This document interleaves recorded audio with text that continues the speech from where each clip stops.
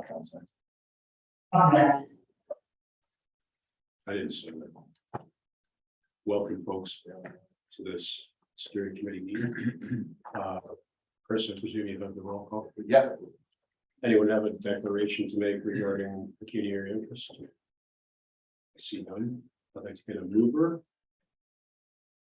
and a seconder for all the items before us today. Thank you, folks. I'll ask for separations. We just got one item. We have the minutes as well. So 4.1 separated. Yeah. We'll go to the vote on the minutes unless there are any corrections or omissions. Those in favor, carries. Okay. Councilor Martin, you want to lead off with 4.1? Yeah,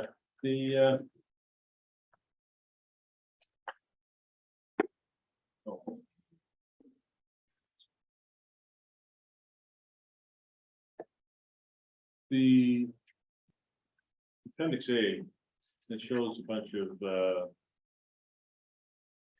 workshops. I thought we'd said at the last meeting that chair and vice chair would be included in any of the staff meetings. We haven't set any workshops up yet. Oh, okay, I thought Mr. There'd been one since the last meeting. Oh, there was a region meeting. That was to establish the grounds again of the project. There's been no technical meetings other than that. Okay. And the estimates for the net zero design. Mhm. 3.3 million.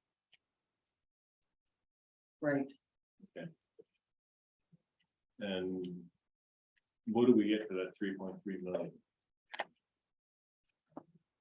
I'd like the architect to answer that so that we're on the same page. John, can you speak to that? It's the lesser amount for the existing building. Yeah, that would be to upgrade the envelope performance and building mechanical system performance for the new construction to meet the performance requirements necessary to achieve. It would also include overcladding of the existing cladding on the existing building.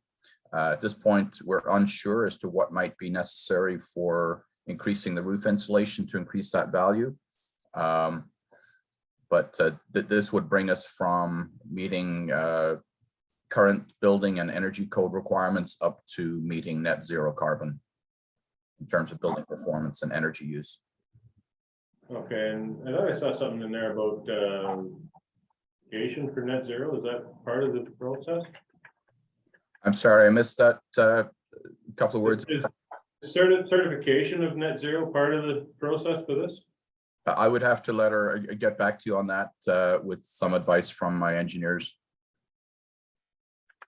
Yeah, I think maybe we can do away with this net zero option. I mean, they're going back to using coal in Germany, so a little extra natural gas here isn't gonna destroy the planet, I don't think.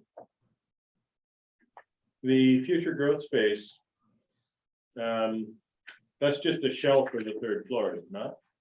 Correct, yes, unfinished shell, but however, it does affect the building structure for the floors below it, the location of the mechanical penthouse and the size and shape of that, the infrastructure for the mechanical and electrical systems. So this is a decision that should ideally be made at the beginning of the schematic design stage so that those aspects of the building can be designed in.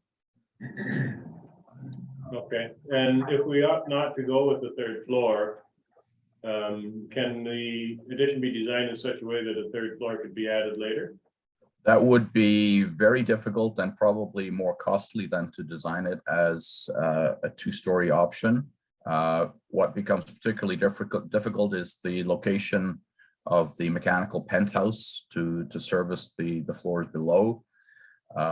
It is possible to add space to above an occupied floor But that would be significantly more expensive than to do it at the time.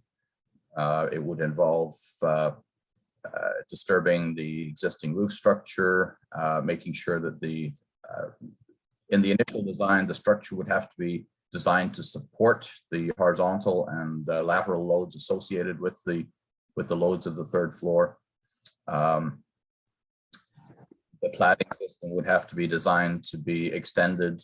The mechanical systems would have to be designed to incorporate future occupied space in future. So even though the components might not be there, the infrastructure would have to be there for it.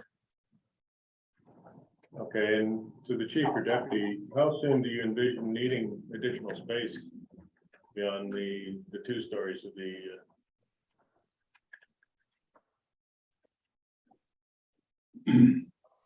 Big shot. Yeah, Yeah, I mean, I'll answer it in kind of a roundabout way here. When we started this project, obviously it was to look towards the future, and so that, you know, it was a 20 to 30 year horizon to say that we would meet our needs for that facility. Obviously, we've now cut back on some of the space. We've eliminated the range and some parking space. So to give you an exact answer as to when we would need it, I don't know. I know I've looked at other departments that have done this, where they've mothballed a 3rd level, so they do have this future space available. The city is growing. We have tried to take into those accounts the numbers we got from the city as to what we expect the city to be in the next future, but I still think it's an estimate. So all that to say, I couldn't give you a firm time as to when we would think we would need it, but eventually we would. Yeah, I'm just looking for a guess. Yeah. You're thinking I- 20 years, 30 years? I'd be misleading, I think, if I gave you, for me, I don't know what the chief does. Okay, So having friends in the development side of the world, they say that our city estimates are low for population growth. That the city is on the verge and it could boom like a berry. And so that's, if we base it on population, which is separate from the pop to cop discussion at budget time. We talk about population and bonding. The city is perched to boom at a higher rate than what the city is anticipating. I would say within 10 years, we need that space.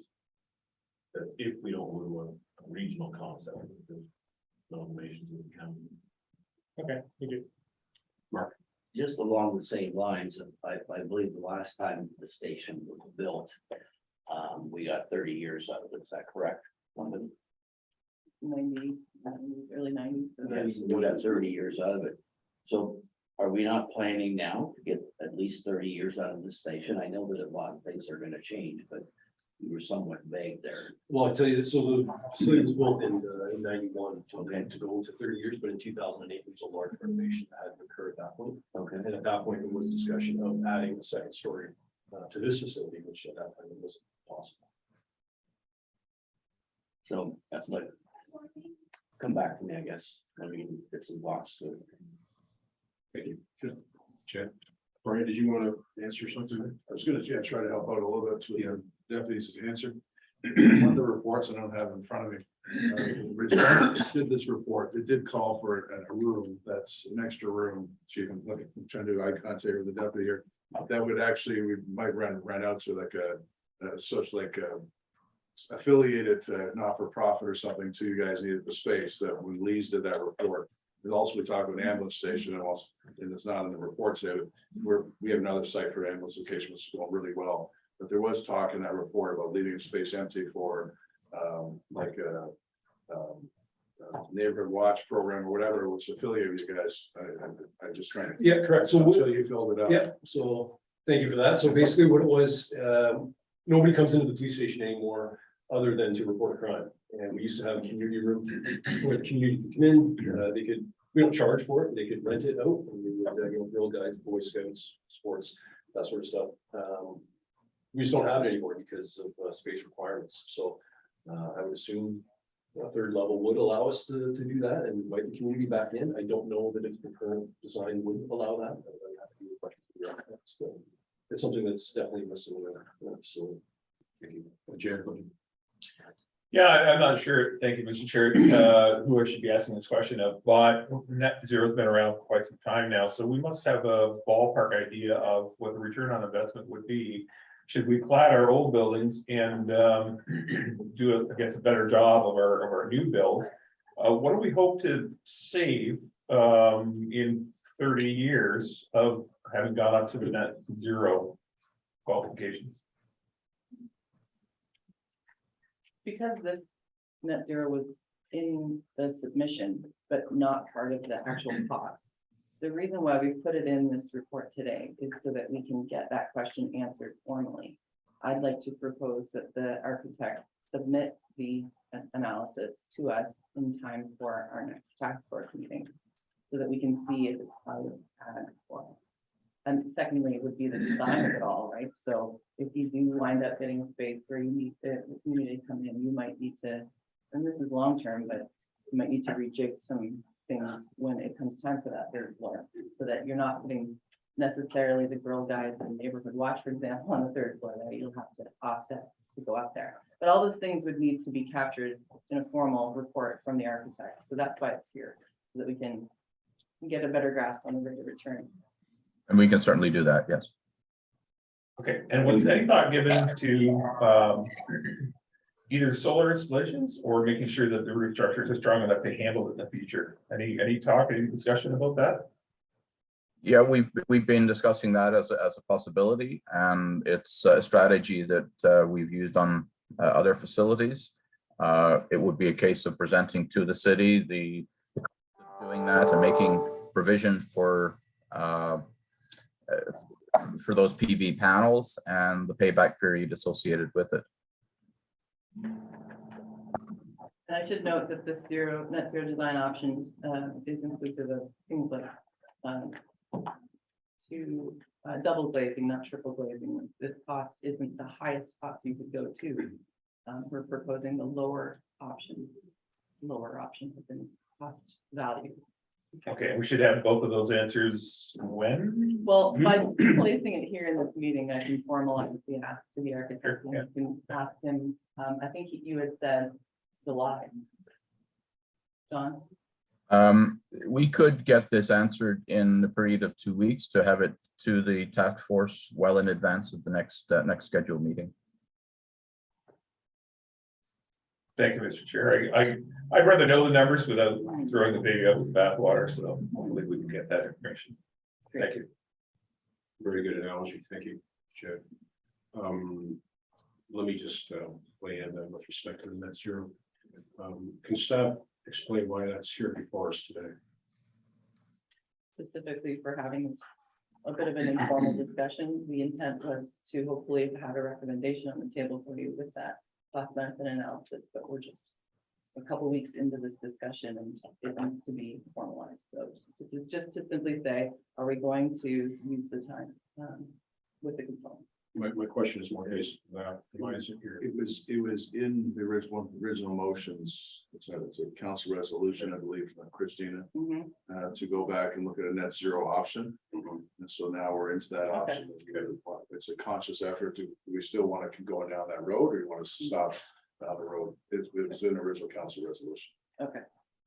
I'm almost positive. I'm looking at people who are in. Thank you. Thank you for that. So let me ask a follow-up question. Why are we only having it before us today? Why did that not come to us sometime ago? Because there's a couple different options within the net zero. And if you look at the options from the architect, there's just quite a few variables that we need to compile more formally. So by tabling it here, I'm really just recognizing that it needs to be done, and the timeline is now presented to you 2 weeks for that report. So while we've been mulling over net zero, what's been accomplished by the architect? Okay, I can answer that. So since we received direction to proceed, we have been working with the Brantford Police Service on developing a construction implementation plan to minimize the disruption to the service, to minimize the amount of or the number of people and the number of units that would have to temporarily relocate during construction. So we have completed that, and we are now ready to sit down with Brantford Police in what we refer as the design phase, to go through proposals for layouts for different parts of the building to accommodate the different operational units throughout the service. So that will happen through this next month. So the pursuit of the net zero question, does that form a part of your contract, or is that a charge beyond what your fees? It's part of our contract. Okay. And for the And moment, while you're pursuing that, what won't you be pursuing? the question about net zero can occur concurrently with the schematic design process. So for the next month, or probably through the entirety of the schematic design phase, those two decisions can run concurrently. But at the conclusion of schematic design, we would want to be in a position to get direction on one option or the other. As we go into design development, that affects a lot of decisions in terms of mechanical systems, building cladding, fenestration systems, and so on. The cladding of the original building could be something that's looked at later with respect to future capital. Doesn't have to be part of this project. Would be true, but in order to meet a total net zero objective, we would propose that overcladding be done at the time of construction. Could you restate what you said as the preamble to that? In order to meet what?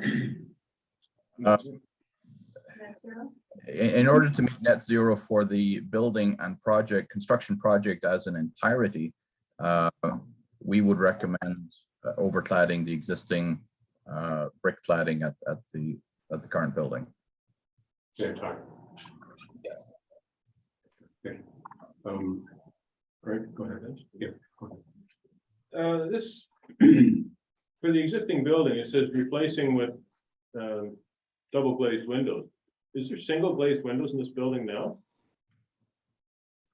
I believe there are double glazed windows, but I don't recall the performance level of them. I believe the details are in our schematic design or our pre-design report that was submitted last year.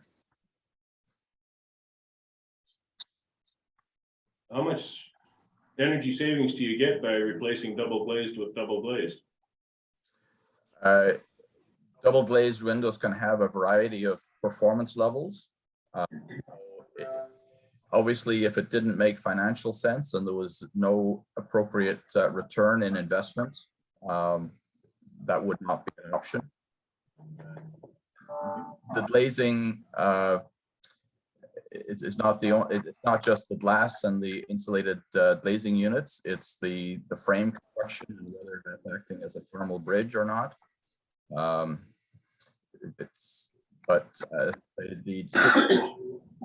recommendation to replace the windows would not be made unless it made financial sense over time. Okay, and it was said you could have a report back indicating the amount of savings and the payback. In projects you've worked on previously, has there been a positive payback for doing this kind of work, or has it been something that's had to be subsidized all the way through?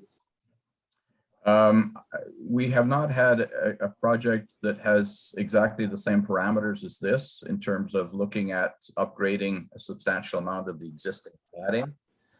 However, when we have looked at other building projects, comparing meeting current building code and energy code level compared to, for example, meeting LEED Silver, we are able to get payback periods in the 10 to 15 year period and to demonstrate that. If I may jump in, John, we've done a lot of renovations of this nature, not necessarily for police buildings, but there are positive operating cost savings. So at the end of schematic design, our mechanical electrical consultants will be able to model the operating costs with energy saving measures versus things like leaving the existing windows in, which probably don't have low E glass, probably don't have the kind of insulation values of newer units. So every little bit counts, and it's hard to predict what it is at this point in time unless we plug it all into the heat loss model. And that's part of our commitment to you at the end of schematic. Yeah, because it's not just the insulation value of the glazing units and the frames. In terms of heat lost from the building, it's also to do with heat gain in the building during the summer, which can be just as costly as heat lost during the winter.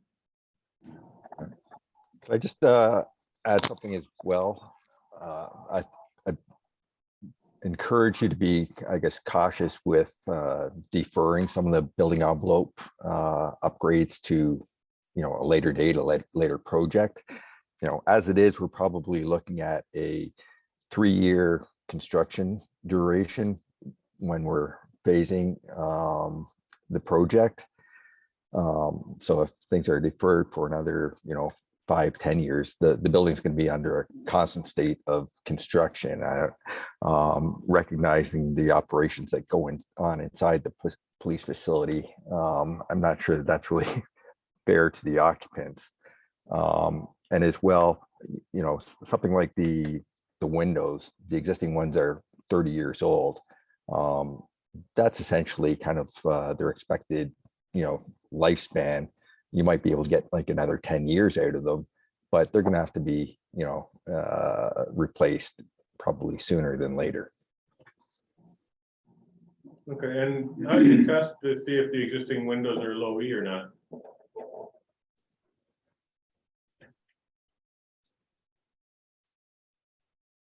It's not just the glass, it's also, I mean, we can go back into the specs or something of the original design, but it's also the frame type and how well the thermal breaks in the glazing system are. And my recollection is that, it's not a very high performance glazing system that you've got in there.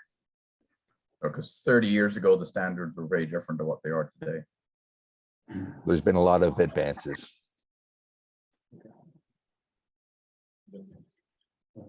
I just wanted to let you know, I put the windows in there as an example on purpose because these are the types of conversations we'll be having once the report is done. Thank you. Mark, I believe you had expressed an interest to speak further. Yeah, I guess the question here is, so are we just receiving this information today, Mr. Chair? That's correct. That's what. So we're not voting on any of the 3 recommendations totaling $12 million. We are receiving a report. If this committee chooses to What if alter we this in choose some not? form, we can do that, okay? So if we choose not to accept the report, what happens? No, we accept the report, Mark. We simply would give, if you, for instance, if you wanted to strip out the net zero, you would amend the report to say that net zero has been declined by the committee or something to that effect. And then that report will go to council, and the council deems that their initial inquiry is more pertinent to them than the fact that they're worried about cost savings and timing of the work, then they can change what we recommend. Yeah. And I don't see any further speakers, and that's what I would like to recommend to this committee, is that we amend the report to instruct staff to not pursue the net zero. Okay? And I will remind the committee that council's 2 primary motivating factors with respect to the new station build is to be on time and to be on budget.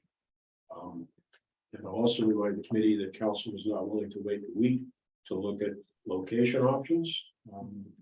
And council was not willing to look at that because they expected that would be more costly, and it probably would have been. Mr. Chair, so how much is it going to delay everything to receive more information? I believe Councilor Martin asked on the savings for going to net zero. How much longer or how much is that going to delay the process? Well, we were talking about how we were doing this concurrently with the schematic design, so there's, in my opinion, no delay. 2 weeks to receive the report. But we don't know what the savings are. So we Right. can get those sent to us at some other time. You know what I'm trying to say, Mr. Chair? On the net zero one? I can get that compiled and sent out. I'm not sure how that works in a committee like this, whether we can do it in between meetings or if we have to wait the next formal meeting. We are a steering committee, and we could look to the clerk to tell us whether or not we are needful to be fully compliant, not with the letter of the law, but with procedure. Yeah, through the chair, task forces are still subject to the procedural bylaw, so we would still have to have an open meeting to discuss anything that materially wants the business of the Canadian Council. So you could send the information, but to be dealt with, it would have to be in this format. Later. The next task force meeting. Right. Which I'm prepared to do. Yep, next task force meeting scheduled for July 20. 2 months Or or do we have a 1 month call? We in July, it's something good. We have a tentative date set for July 25th as a placeholder, but our meetings are usually once every 2 months. So in the interim, in the interim, first of all, we had given instruction at the last meeting that the consultants reevaluate their scheduling. Has that been done? I didn't notice whether there were any changes to the schedule in today's No. package. I think we bumped up the class C estimate, John, to September. The schedule, I believe, was included in the report that was issued to task But force. has it been abbreviated? That was my question. From the last iteration. This is the first time a full schedule has been put together since the project began. I'm not talking about the chart. I'm talking about the synopsis that's in the report. That talks about, where are we here? Yeah, it's page 3 of the report itself. Where we've got conceptual July 22, class C September 22. Have any of those dates changed? I believe, as I said, this class C and the detailed design develop, or the schematic design. Maybe a month or something like that, to September. Right. Slightly early. So can you advance your schedule any further? Obviously, you've been able to find some slack in there to provide us with net zero information at no additional cost. Can you apply those resources to reducing some of these timeframes? I don't believe so, because the investigation into net zero involved a different group within our mechanical consultants than would be involved in the schematic design of the building generally.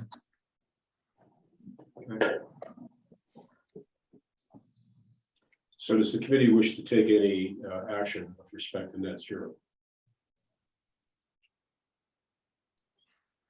Mark, I guess I'd like to know a number of what our savings is going to be on that. Before I, like on the other ones, I'm prepared to support a no to it, or recommend to council, but on the zero green energy blah, I'd like to get some more information on that, Mr. Chair. sure. I'd like to move that we take out the 3rd floor option. For future growth, That's the 5 million, council. the 5 million for future, yeah. So right before we do that, so does anybody care to deal with the net zero by the way of amendment? Okay, moving on. Future growth, you're up. Yeah, I move we not accept the 3rd floor option. Seconder, I'll second. Mark, thank you. That was, I believe that was applause. Verbal applause. As Greg, we you still have- look at each other. You still have the floor. It's, the 3rd floor is a nice thing to have, but 5 million up front is a bit much, I think, for what we get. Like it was 20 years before it's needed. That 5 million in the bank could bring in some interest that would go towards whatever options we look at 20 years down the road. Would it make sense to us for us to take a closer look at the demographics and what the potential growth could be before you get rid of that or make that decision? Not sure that everything's been examined to the extent it should be. I'm gonna respectfully suggest that what we have before us is an amendment. And I realize the intention of the consultant, but it's not a debating society. So I respectfully ask you to respond to questions and inquiries rather than putting forward a position. I have to agree with Greg. As I'll say again, council told us to come in on time, come in on budget. We're gonna be hard pressed to do it. And I'm loath to go back to them and say we need another 5 million to plan for something that is gonna be another generation away. So I think it's the appropriate thing to do. You can make a good case for including it.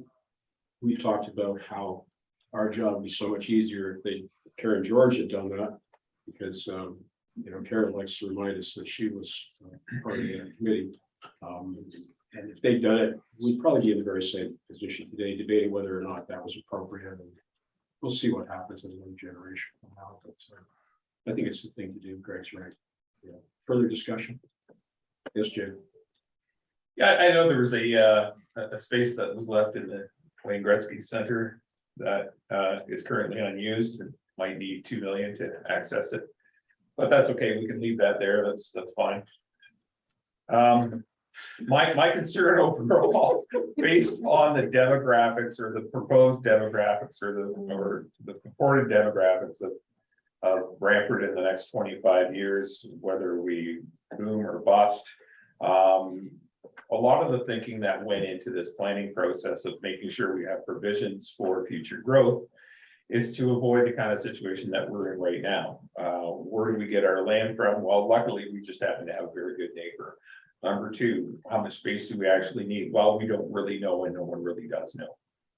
That's what we're actually hearing in the room right now. So when we plan ahead for things like John Noble, we know it will always be there. John Noble will be a service fixture in the city of Brantford and Brant County for a long period of time. And we have to plan for the future. We have to plan for future growth and expansion and all of our needs in that area. And that's why we stuck to our guns on that one, to make sure that we plan right, plan once, plan right. I think we're always going to have a police force in Brantford. I'm pretty certain that we've gone through this growth exercise a number of times and asked ourselves some very difficult questions about where we want to place this growth for Brantford's future needs. I can see the vote has already been pretty much laid out for me, but the bottom line is when we are planning for our 25, 50-year future, we did it well with City Hall. We did it well with John Noble. I think it's something that we're going to have to take under consideration. At least I would respectfully ask that we take it under consideration based on the fact that we are growing. We'll be growing faster than I think most of us are willing to admit or be comfortable with. So I'll be that dissenting vote when it does come to the vote. Thank you. On the amendment, I don't see anything further. Did you wish it to be recorded for posterity? No, everybody's listening and everybody has a great memory. Those in favor of the amendment, that carries. Thank you. Any further discussion on 4.1?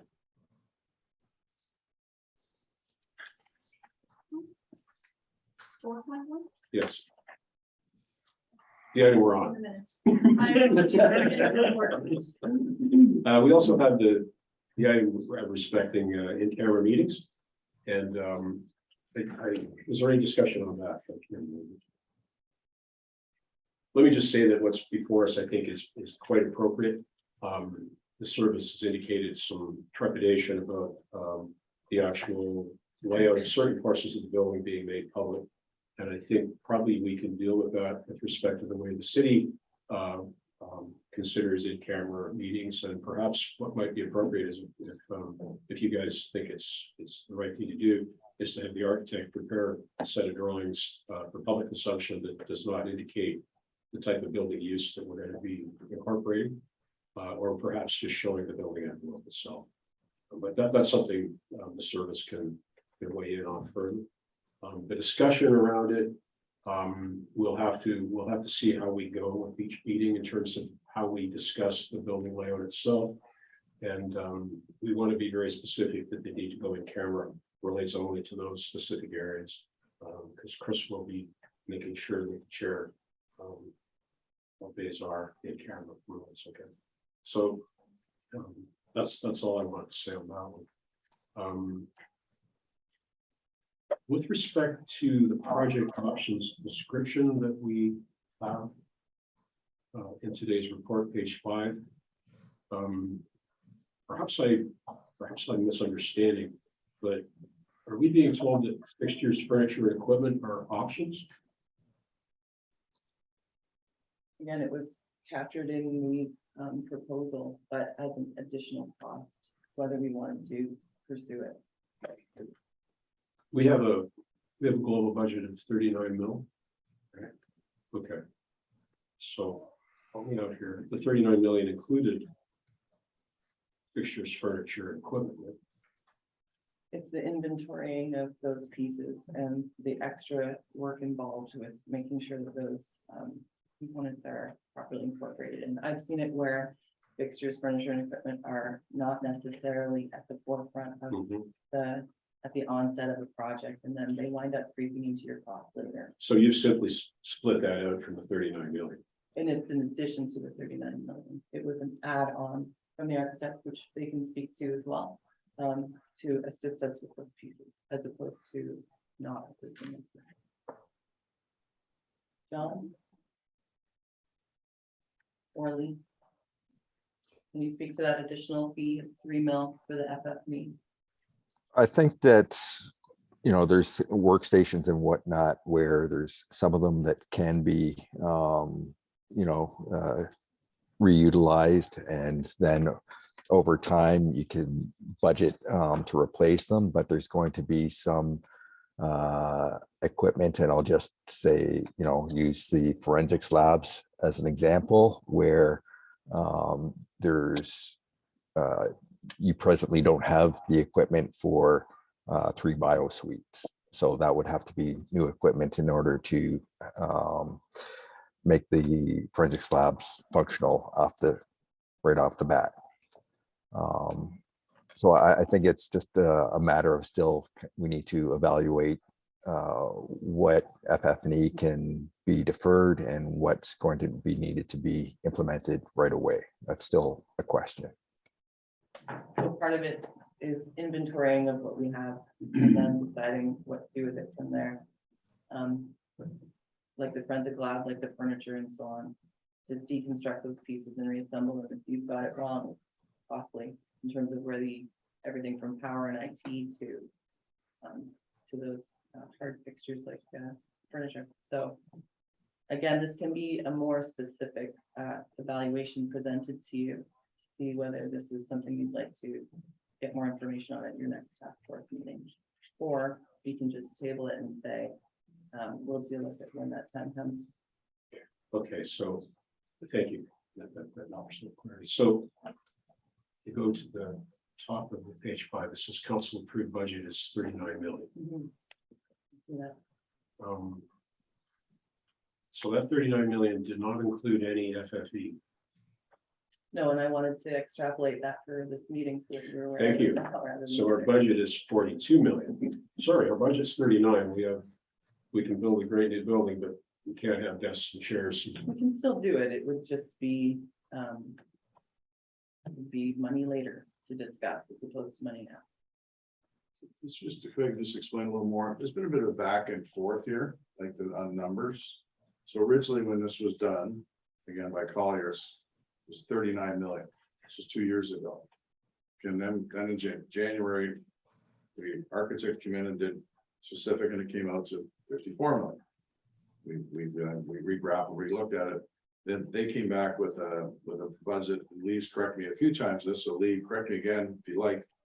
But they come back with 39 million in staff's hiring a project manager.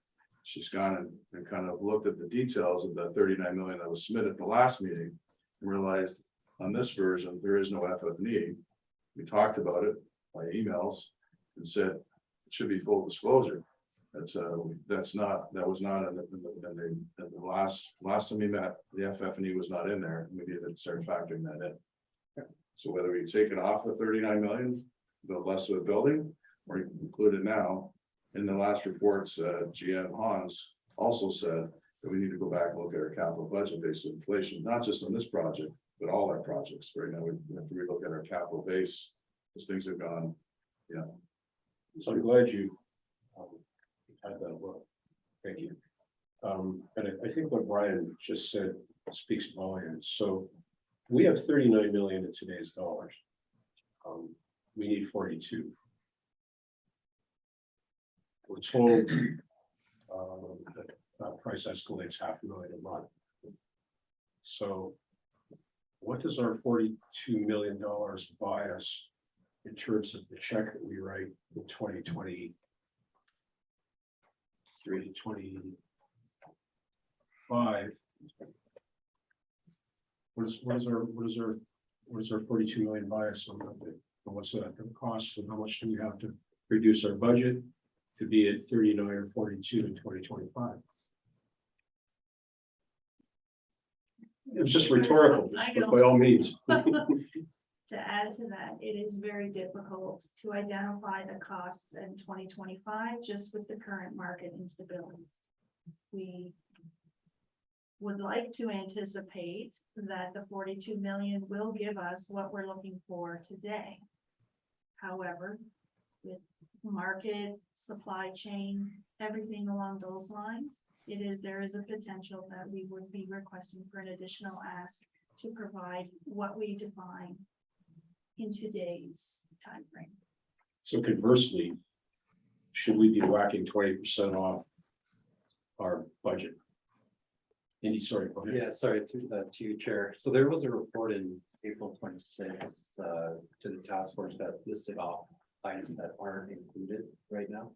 And a lot of these were discussed today as well. So there are areas as we proceed with the design and we narrow that scope, we have to look at some of this dewatering and moving staff or relocating them back, all of that. Market fluctuations were caught in here, sometimes, et cetera, all of that water, dewatering, et cetera. So a lot of that was left out because we needed to make sure that we're moving forward and narrowing the design. So it's kind of a reverse answer to what is included. This is what's not included. So there was a report that detailed that earlier to the community. So now how do we deal with the 3 mil? I don't mean, what I mean is Brian, I'm going to look to you to talk about how we go to council with our tails between our legs asking for another $3 million. Well, I think the issue will be, again, is I think GM Han said he's going to come back in the capital budgets this year, back in December, January, the new council and get rebase things. And this will be rebasing and say, was 2 years ago, it was estimated 39 million by Colliers. Those were old dollars. Now we're looking forward to 2023 to go to bid on this thing, on this project, and it's probably not going to be 39 million. The way escalation has gone up, and he's rebasing the budget based on that. So that'll be, we're not looking to a council now, but it'll be in the new capital budget on a number of projects. This will be in front of council next month though. Right. So so we should be prepared then. That's right now we're fleshing out the details. Yeah. And with the architects are going more detail with the police, we should have a better idea. But then by the fall, late fall, early winter, we should have better numbers to come back to council with. And that'll affect some other things like these development charges and things like that, but we'll see how that factors in. Okay. I do want to mention that I'm looking at inquiring into a budget report that's maybe a little bit more customized. I haven't started it yet, but if I can extract that out of what we have currently, there are some softwares that we have in-house at the city that I'm hoping I can get better breakout of each component, so that first of all, as what Brian said, the budget will be more refined in early winter. But in the meantime, I can develop this drawdown report that we can potentially look to see where those line items are captured and how we're pulling out of them. Mark. Thank you, Mr. Chair. So just so I'm clear, the next report that's gonna go to council in the July meeting, I assume we'll move the number from 39 to 42 with the new fixture. Well, unless there's some accompanying request, it will not. So council simply will be informed that our staff have recognized that there is an emission of $3 million, which thankfully has been done sooner rather than later. And that's indicative of some pretty good work. Is that helpful, Mark? Yes.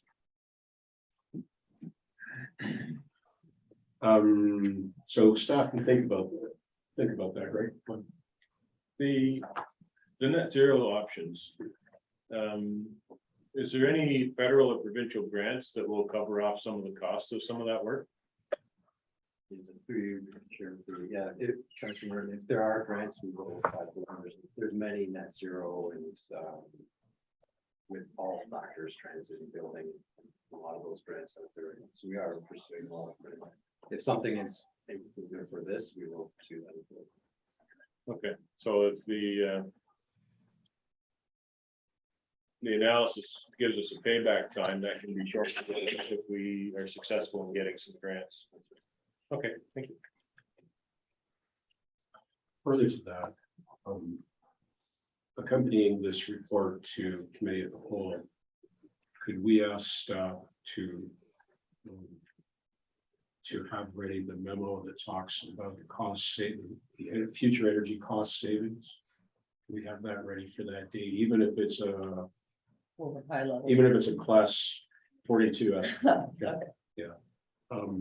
And it would also be helpful if we have some indication of what grants might be available, so that we can, on that night, we can make that decision about whether we proceed with this. Time is money. Okay. Anything else, guys? Stop. Hey. Thank you all for coming. We are adjourned. Vote on the.